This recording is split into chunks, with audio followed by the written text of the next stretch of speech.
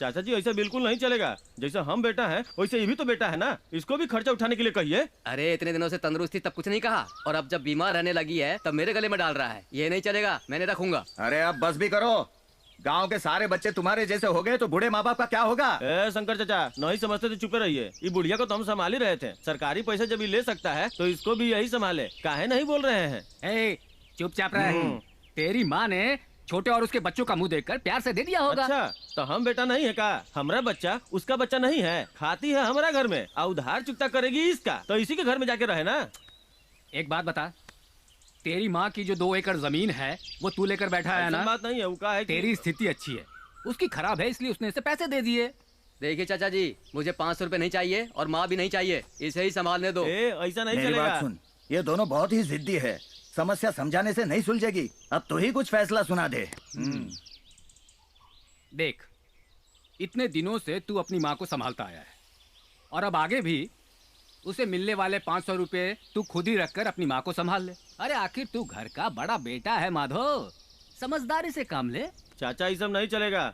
वो जमीन भी हमको नहीं चाहिए, अब पैसा भी नहीं चाहिए। ये दोनों खुद रख ले, अब बुढ़िया को भी संभाल। हाँ कहेगा, इतने साल मैंने उसे संभाला, कुछ महीनों में मर जाएगी ये भी पता है। 1 एकड़ जमीन तो मुझे वैसे भी मिलेगी, अब देखभाल करना भारी पड़ रहा है, इसीलिए उसे मेरे गले में बांधेगा क्या? मैंने रखूंगा। तुमको तो सब मुफ्त में चाहिए दोनों ना? चुल्लू भर पानी में डूब मरो। कैसी बातें कर रहे हो?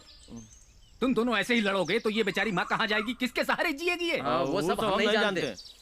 तुम लोगों को तो मैं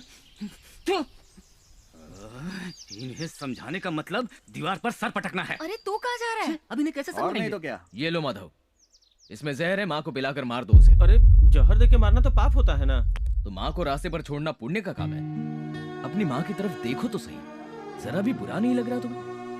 9 महीने तकलीफ उठा के तुम्हें जन्म दिया, अपना पेट काट कर तुम्हारा पेट भरा, तुम्हें किसी चीज की कमी ना हो ये सोचकर इस बेचारी माँ ने कितने कष्ट उठाए हैं। तुम दोनों के मिलकर 4 हाथ हैं, लेकिन आज अपनी माँ का हाथ थामने के लिए एक हाथ भी आगे नहीं बढ़ सकता। अगर बचपन में इस माँ ने तुम्हारी अच्छी परवरिश ना की होती ना, तो आज तुम रास्ते पर होते, हाथ में कटोरी लिए भीख मांगते नजर आते। माँ का फर्ज है बच्चों को संभालना, पर बच्चों का कोई फर्ज नहीं होता है क्या? माँ कोई बोझ नहीं होती, वरदान होती है। माँ तेरी ममता कितनी महान है, तेरे चरणों को शत शत प्रणाम।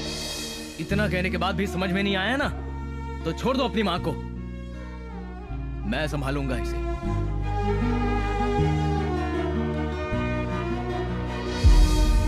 रहने दे बेटा, मैं नहीं चाहती मेरी वजह से बच्चों को तकलीफ हो।